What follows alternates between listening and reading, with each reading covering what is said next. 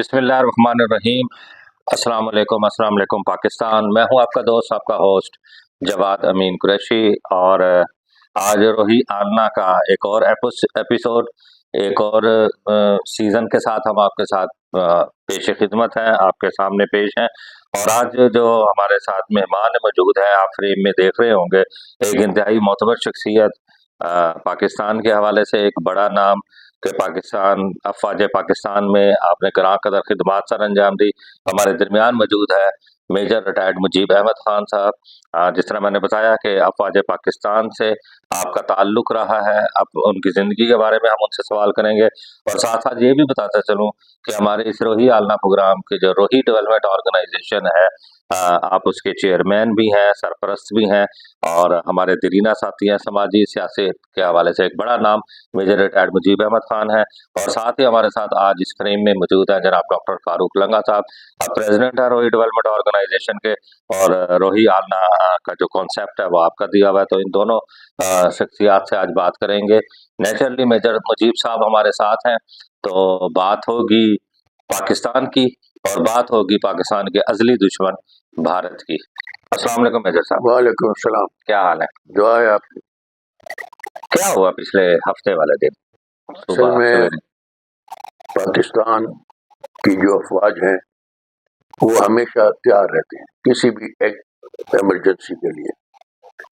इस दफ़ा इनको खबर मिली, अभी कुछ लोग कह रहे हैं कि भाई चाइना ने आके खबर दी, तो हमारी अपनी इंटेलिजेंस एजेंसी इतनी है कि उनसे खबर मिली कि इंडिया जो है वो बॉर्डर पे इकट्ठा हो रहा है।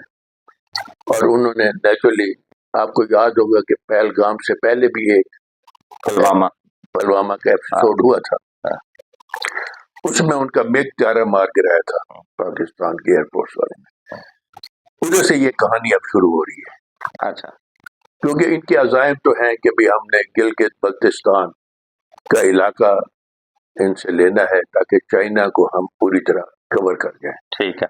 दूसरा, वो चाह रहे हैं कि भाई बलूचिस्तान जो है ना पाकिस्तान से निकल जाए। हाँ, ठीक। उसके लिए वो हर साजिश कर रहे हैं। ये इंडिया का नापाक अज़ाइम है जो ये सामने है। पाकिस्तान को वो तोड़ना चाहते हैं, हमारी जो न्यूक्लियर पावर है उसको ख़त्म करना चाहते हैं। इसलिए वो जब उन्होंने उस वक्त लाए गए थे जे थंडर लेके आया था अपना परवेज मुशर्रफ। ठीक है। तो उस जे थंडर ने उसको जो है ना अपना गिरा दिया। ठीक है। जिसमें अभिनंदन साहब ठीक है आ गए। तो उसके बाद ये इंडिया के अंदर एक शोर मच गया, तो जहाज ही नहीं है, ये तो सब पाकिस्तान तो हमें खा जाएगा, इसके बाद एयर सुपीरियरिटी हो जाएगी। और तो उन्होंने उस वक्त ऑर्डर दिया फ्रांस को कि हमें राफेल दिया जाए। ठीक है। और उन्होंने राफेल मंगा ली। जब राफेल आ गए, इन्होंने ट्रेनिंग कर ली, तो हमारे चीफ ऑफ एयर स्टाफ को ये एहसास हुआ कि ये जो राफेल है इसकी रेंज बहुत ज्यादा है। अच्छा। इलेक्ट्रॉनिक रेंज बड़ी ज्यादा है, जो 200 किलोमीटर है। ठीक है। तो जैम कर लेगा। ठीक है। अच्छा, इसके अंदर इसका फ्यूल ज्यादा है, इसकी स्पीड ज्यादा है, हर चीज में वो बरतरी रखता था जे थंडर से। ठीक है। किसी मजे के मुकाबले करें, इवन J-10 थंडर से भी ज्यादा राफेल ज्यादा है। ठीक है। अब यहाँ पर बात आती है हमने एयरफोर्स के लोगों की ट्रेनिंग की। आई कंसिडर कि ये दुनिया के बेहतरीन पायलट्स में से पायलट हैं, इसमें कोई शक नहीं है। हमारी फौज को भी कहा जाता है कि ये हार्डन फौज है। ठीक है। हार्डन फौज वो होती है जो हर वक्त लड़ाई के मैदान में रहती है। ठीक है। और वो सीखती रहती है। आपको पता होना चाहिए हर चीज। अफगानिस्तान के जो हम 20 साल से वैसे ही लड़ रहे हैं, और लड़ते लड़ते वो फौज को वो पुरानी हो जाती है, पुराना इसकी ट्रेडिशंस बन जाती हैं चीजें। इस तरीके ये फौज बड़ी हार्डन फौज है। ठीक है। इसको दुनिया कहती है कि आप ये दुनिया की नंबर 1 फौज है।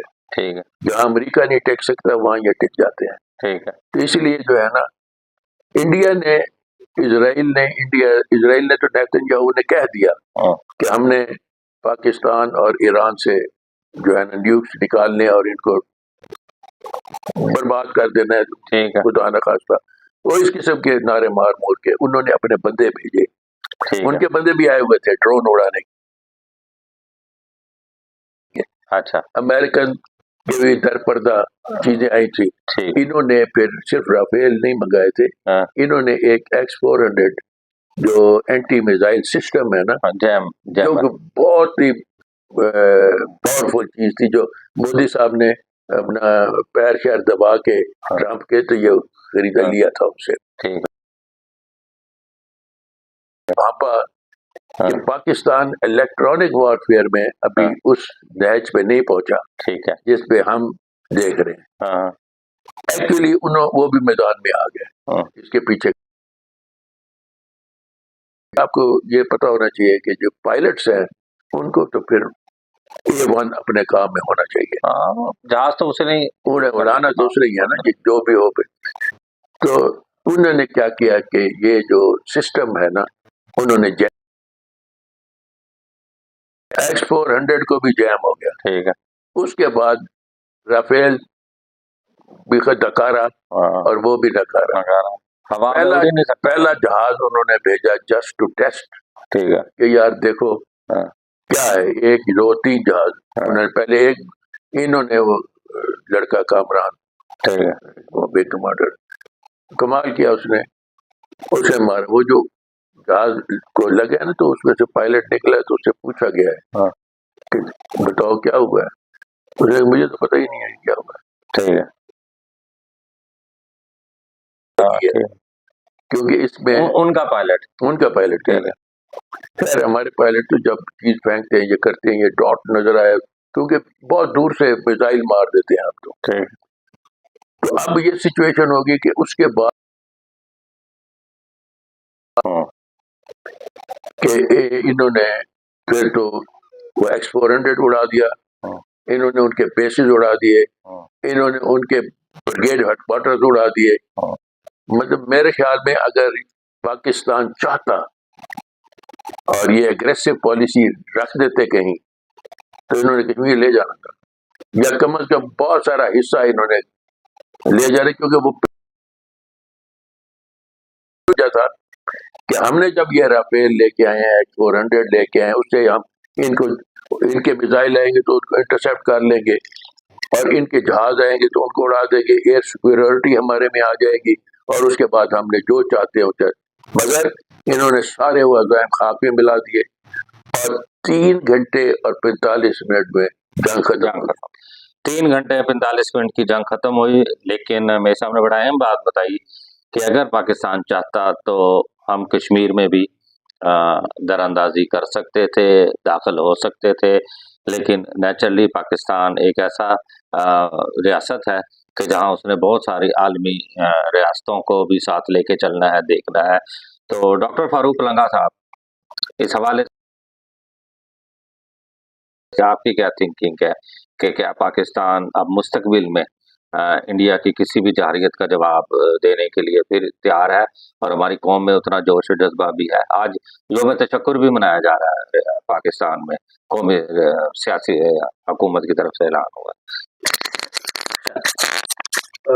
ہم آج میرے صاحب کے پاس ہیں اور میں سمجھتا ہوں کٹ کر دیں. میرے صاحب آپ بھی جنگ کا حصہ رہے ہیں, اور 71 کی جنگ بھی آپ نے, اب کیونکہ سارا جو ہے وہ ٹیکنیکل چیزیں ہیں ساری, کیا وجہ ہے کہ ہمیں چائنا کی مدد لینا پڑی اور ہم خاموش یہ جو ہے اٹیک کیا؟ بات یہ ہے کہ آپ کو یاد ہوگا کہ جب یہ تھنڈر آیا تو ہمارے ایئر چیف نے, یہ دنیا میں ایک مسلمان اصول ہے ایئر وارفیئر کے لیے کہ ایئر سپیریورٹی جو ہوتی ہے نا, وہ اگر جو بھی کر لے تو اس کے لیے جنگ لڑنا اور ایڈوانس کرنا اور بہت سارے کام وہ آسان ہو جاتے ہیں, کیونکہ وہ پھر آپ کے پاس آپ نیچے جو فوج ہوتی ہے اس کے لیے بڑا مشکل ہو جاتا ہے. کیونکہ وہ اوپر سے اٹیک کر رہے ہوتے ہیں سارا. تو یہ جو برتری اس کے لیے جو ہے نا آپ کے پاس اچھے ایئر کرافٹ ہونے چاہیے تھے. ہم نے جے تھنڈر خود بنانا شروع کر دیا تھا, یاد ہوگا آپ کو. اس کے بعد ایئر چیف نے جا کے عمران خان صاحب سے یہ کہا, اگر رافیل کی شور مچ گیا انڈیا کے اندر, تو انہوں نے کہا جی اگر وہ آ جاتا ہے جہاز تو ہمیں اس کے مقابلے کے لیے جہاز چاہیے. اور چائنا اس وقت, کیونکہ ہمیں دنیا, یہ تو باجوہ صاحب کی آپ نے اگر وہ سنی ہو اپنا پریس کانفرنس, اس میں انہوں نے فرمایا کہ ہم آپ دوزے لے کہا جی کہ یہ تو امریکہ میں اجازت دے گا تو ہم دیں گے. ہم ہیلی کاپٹر لینے گئے تو انہوں نے کہا جی اس کی مشینری امریکہ بناتا ہے تو وہ دے گا تو ہم دیں گے. تو ہمیں کوئی اور کہیں سے لے جائے, ہم رشیا کے پاس جائیں یا ہم چائنا کے پاس جائیں, تو لہٰذا ہمارا ٹلٹ ہو گیا چائنا کی طرف.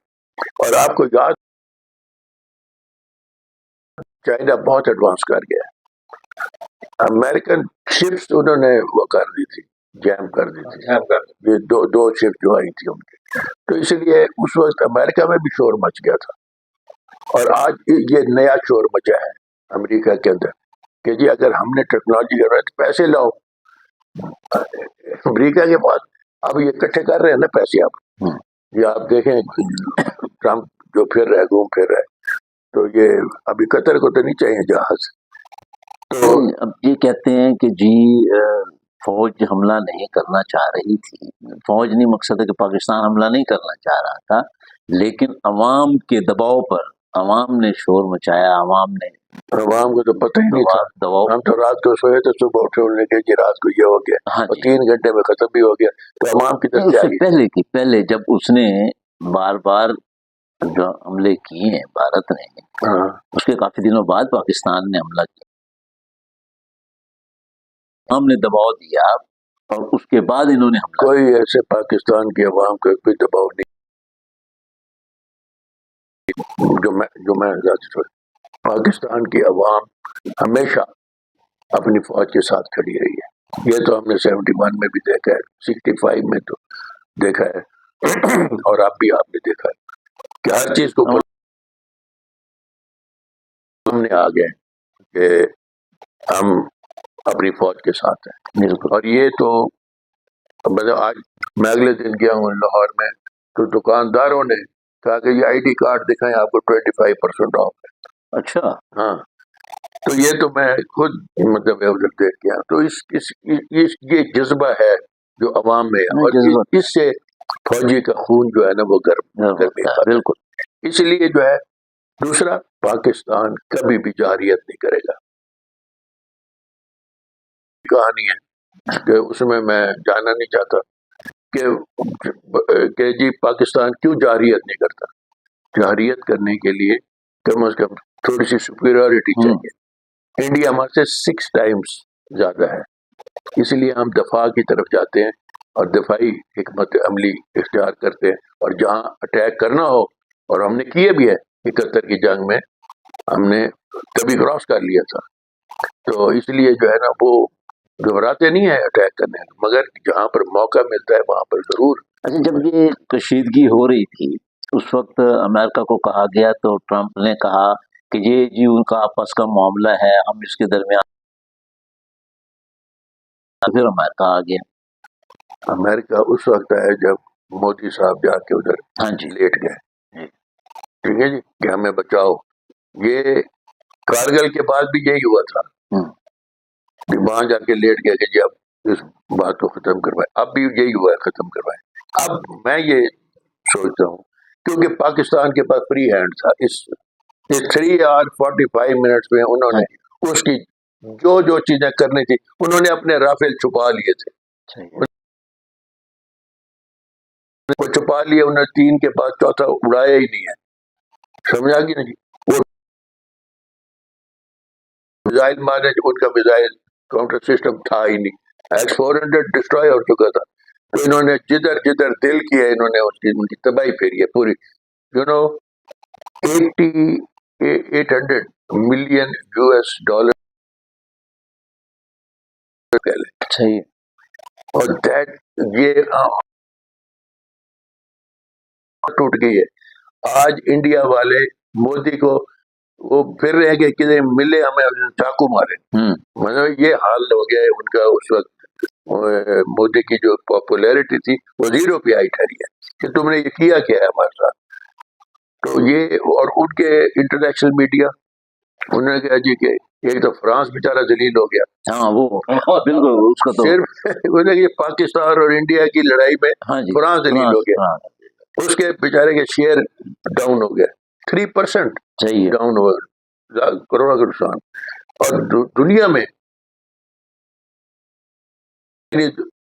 ऑस्ट्रेलिया में मेरा बेटा वहां पर है, वो कहते अबू चाइनीज निकला, उसने it was we made you with, उन्होंने कहा no it was us, we won it ourselves. तो मतलब ये उनकी आपस में गुफ्तगू थी। तो मगर वो कह यही रहे हैं कि जी चाइना ने जो है ना JF-12 थंडर में, और अब अमेरिकन को और इसमें जो इजराइल और अमेरिका दोनों की, हम कहते तो नहीं है मगर इनको भी थोड़ी सी शर्मिंदगी हुई है ठीक ठाक कि अब ये इस तरफ बड़ा मुश्किल है लड़ाई करना ये दोबारा। ये इलेक्ट्रॉनिक वॉरफेयर में, जहाजों में, बाकी चीजों में बढ़तरी हासिल नहीं कर लेते चाइना से। सही। और मजे की बात यह है कि चाइनीज ने अब नया जहाज भी आ गया मैदान में, J-35, वो सरपास करता है। उसकी अभी चीजें हमें सामने आएंगी कि उसमें क्या क्या खूबी है, वो बात की बात है, मगर वो उन्होंने लॉन्च करके मैदान में रख दिया। मगर इलेक्ट्रॉनिक वॉरफेयर में वो अब ये टेक्नोलॉजी, याद होगा आपको, इट वाज इमरान खान के दौर के अंदर, इसमें भी इमरान ने कहा था कि चीफ साहब उनको एक जहाज मंगा लेते हैं, क्योंकि पैसे की बात है, एक कोरोना का दौर था कि हम मंगा लेते हैं, आप इसकी देख ले टेक्नोलॉजी, हम J थंडर बना रहे हैं तो इसको भी हम उनके साथ मिलकर बना। उन्होंने कहा जी ये टाइम हमारे पास नहीं है, लिहाजा क्योंकि ट्रेनिंग भी करनी पड़ती है पायलट्स की एंड ऑल दैट। और इमेजिन करें कि 6 महीने में हमारे पायलट्स जो है ना वो उस मैच पे पहुंच गए थे कि उन्होंने इस जहाज की फुल कैपेसिटी में, उन्होंने जी अगर इसकी स्पीड 200 है या 150 और इस पर ये करना है वो करना है, जो भी मतलब है उनके एरोनॉटिक्स में, उन्होंने उसमें मास्टरी कर ली थी। और उन्होंने बच्चों को उड़ाया, उड़े और इन्होंने भगा दिया उनको सबको, 4-5 जहाज। लेकिन पाकिस्तान की फौज पहले भी नंबर 1 थी, अब ये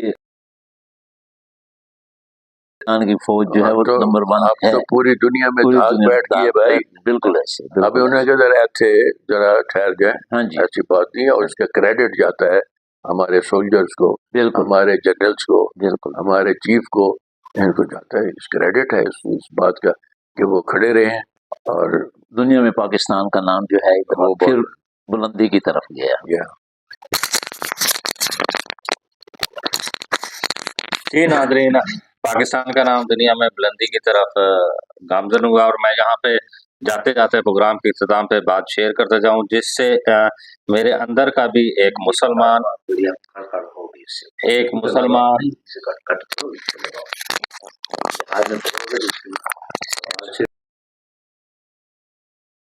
जी नाज़रीन, दुनिया में भी पाकिस्तान का नाम रोशन हो गया और अल्हम्दुलिल्लाह रोशन रहेगा, बुलंद रहेगा, हमेशा जिंदाबाद रहेगा।